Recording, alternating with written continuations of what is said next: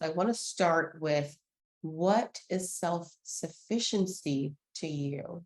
Self-sufficiency for me is a few things. In order for me to be self-sufficient, I have to make sure that I am sufficient mentally, emotionally, physically, and, of course, financially as well. So I take that and I bring that to the youth that we serve. And that's awesome because I think anyone and everyone, you're kind of thrown out into the world and you have to kind of figure things out on your own. And that's really difficult. We don't all have a playbook, but that's even more so the case for individuals who don't have, parents or some rooted system that they can lean on and say, hey, I have this question. What do I do? What does it mean to focus on your mental health and wellness? And what signs should we be looking out for to say, hey, this is something that we need to look into? To focus on your mental health and wellness, to me, it's really taking self-assessments and checking on yourself, doing self-wellness checks. So, it's okay to say, hey, Tameka, are you okay? How are you feeling right now? Is there anything that is preventing you from moving forward in any aspect of your life today? If so, what is that? And how can I rectify that issue or situation?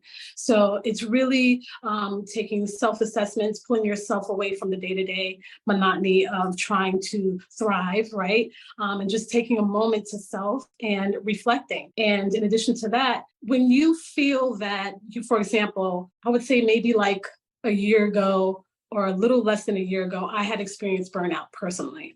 So in that experience, I myself realized that I was taking on too much. And in doing so, I sought outside help. So that would be my recommendation to anyone, is to seek outside help.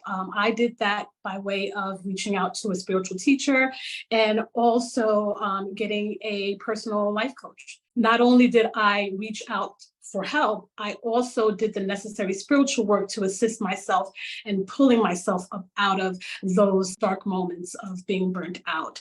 So again, taking self-assessments and also reaching out for help and support, and making sure that you don't go back to those dark places or those burnout places or places of depression and anxiety. You hit on something there, and I want to kind of break that down because sometimes those dark places are our baseline. And sometimes we Mhm. don't realize that we're in a darker negative space because we've grown up with either negativity or there's just something that isn't right. And now maybe we've shifted out of that place, the place that's that environment that's making us feel like, hey, this is negative, hey, this is not good. However, that feeling, that energy is still there. And now we're met with this kind of incongruence, right? Like we're feeling a way, but our reality doesn't resonate with that.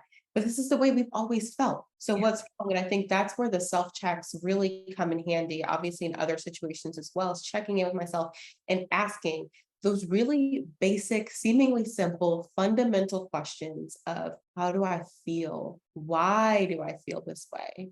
What do I need? What do I want? Because I think that gives us a better understanding of ourselves on a day-to-day basis. And so how did you develop your own kind of self-check process? I would say writing in my journal, just writing things down, and also going back to the prior day and the day prior to that to seeing and assessing my own growth throughout my healing process. So the health assessment process is really an in-depth process. You're really like learning yourself all over again in certain aspects, and you're providing yourself with different tools or necessary tools to help you maintain a healthy lifestyle, both mentally and physically, because, of course, you have to deal with the outside world. So I would say just pretty much writing in my journal, asking questions to those that are assisting me, like my life coach and my spiritual teacher, and just, writing things down and going back and re-reviewing those things as well.